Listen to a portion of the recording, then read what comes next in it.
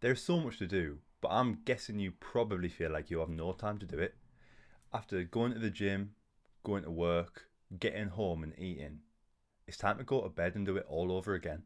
You want to do more through the week, not just live for the weekend, but you don't want to give up going to the gym for your other hobbies and you just feel like you have no time. If you're feeling stuck, this video will help you better balance your time so you feel like you have a life outside of work and going to the gym instead of making going to the gym and going to work your whole life. Fuck a pigeonhole. And this video is all me, no AI, no bullshit, so let's get it, you little beast. I'm a night owl, it's a different mode. At the start of this year, February 2025, I started my first ever 9 to 5 job, and the biggest surprise of starting this job was just how little time you had on a night time after you get home from work and if you've gone to the gym that day. After a couple of weeks of doing this and just being sick of having no time, I made more of a conscious effort to schedule my time a bit better so that I felt like I had more time outside of work and going to the gym. So I know exactly how you feel. I was in the exact same boat, but I managed to do a few things that helped me completely get out of this. The first thing I did was I made a schedule. Now obviously with the schedule you have every day of the week. In Monday to Friday, put in your working hours, so 9 to 5. Then put in however long it takes you to travel to work, so half an hour before and half an hour after. That was the case for me. Obviously as well, put in your bedtime and your sleep time. You know what that is anyway, but it just helps visualize how much time you have left in the day. Next, put in your gym time. You know yourself how long it takes you to get to your gym, train in the gym, and then get home from the gym. The first tip I'm going to give you though is, if you can, move going to the gym before work. And what would be even better is if you went to the gym on your way to work, so you didn't have to wake up early, travel to the gym, travel home, get ready, travel to work. If you could just make this one swift motion, if you could get up early, go to the gym with a bag full of your work stuff, train, shower in the gym, get changed for work and then head straight to work.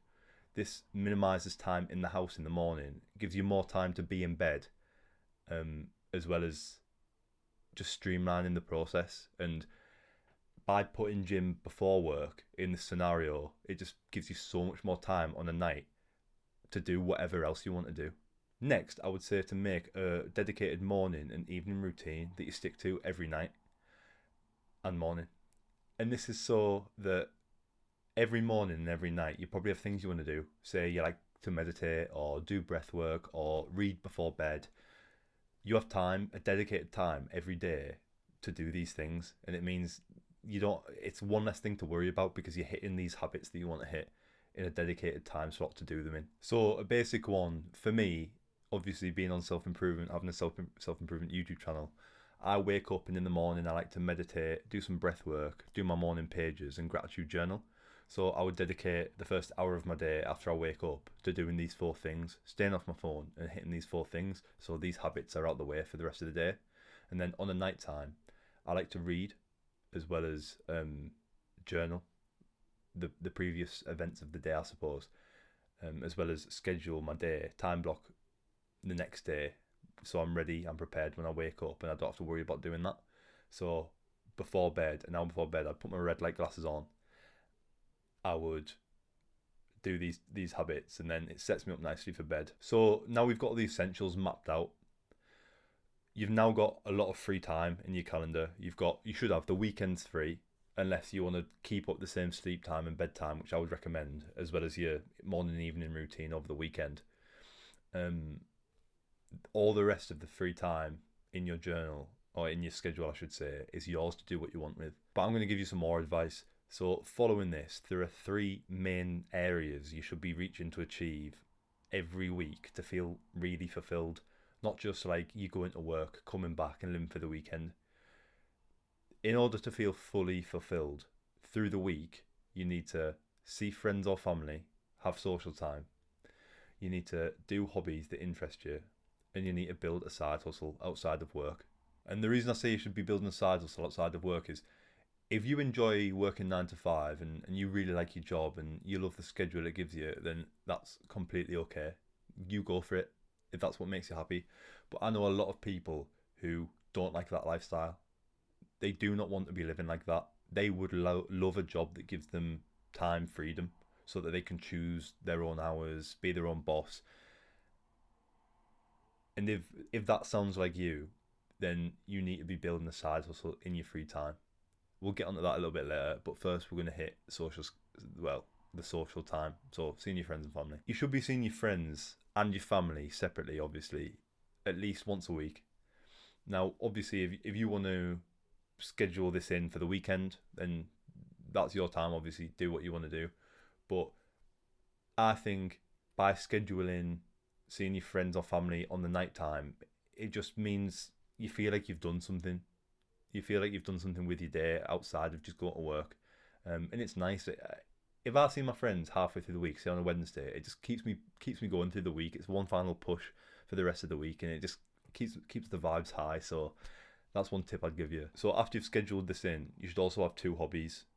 Pick routine times to do two of these every week. For example, you might be learning a new instrument and learning a new language. They might be your two hobbies.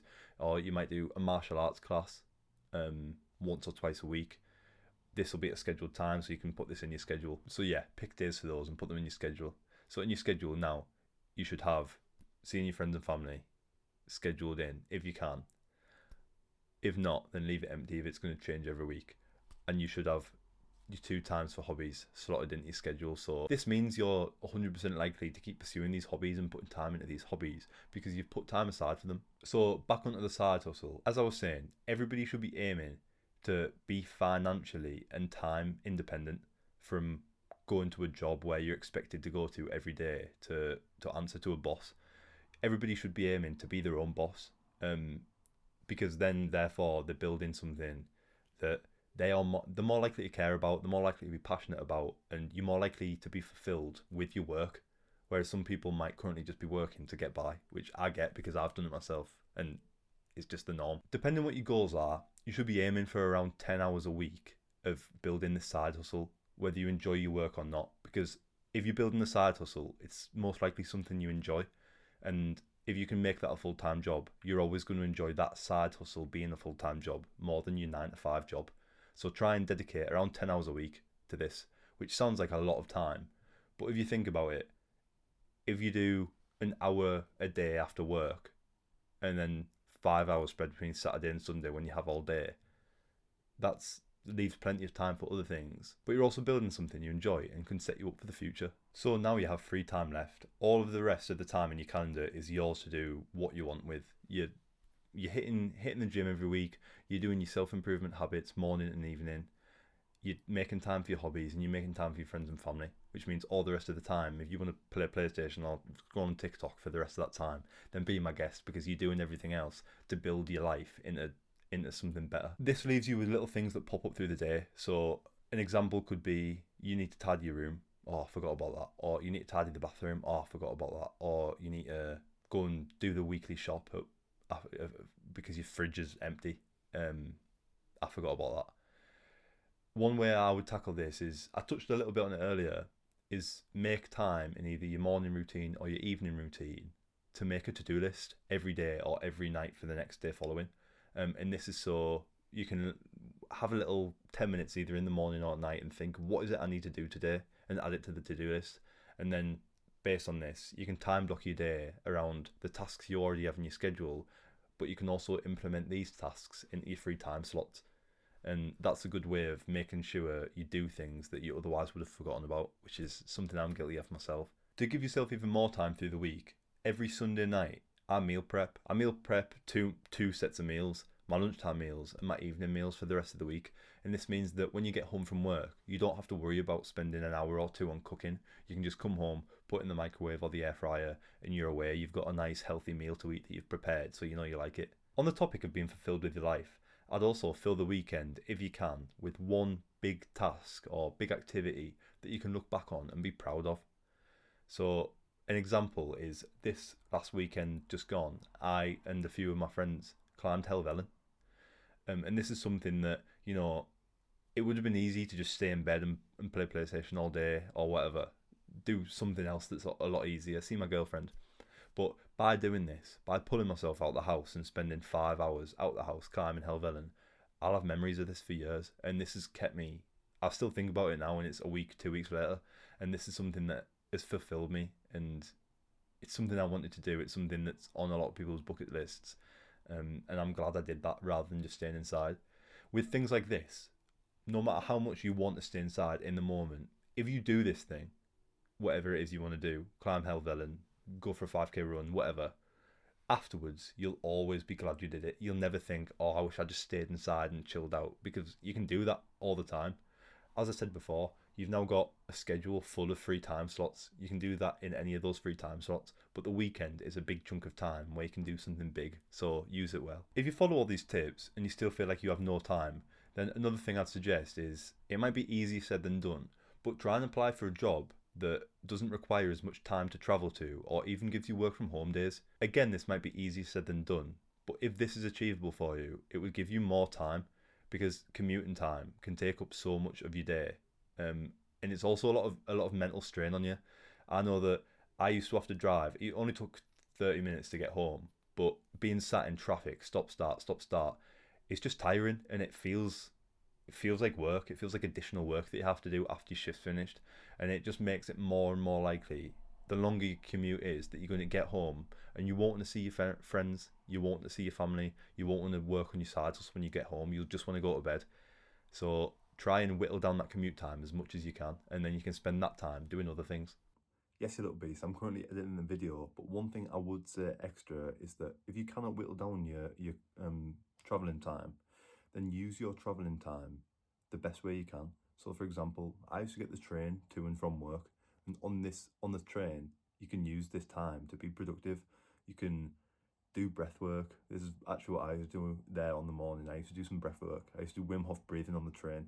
Um, but you could also read a self-improvement book or read anything you want.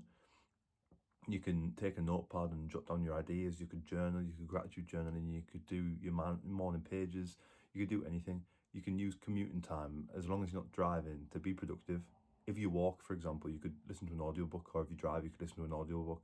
You can always be productive in your commuting time. So if you can't whittle it down, then use it for better reasons than just playing on your phone, I suppose. And that's it. Hopefully this video helps you regain your weeknights back from the rat race. I love you lots, brother. I'll see you later. Peace.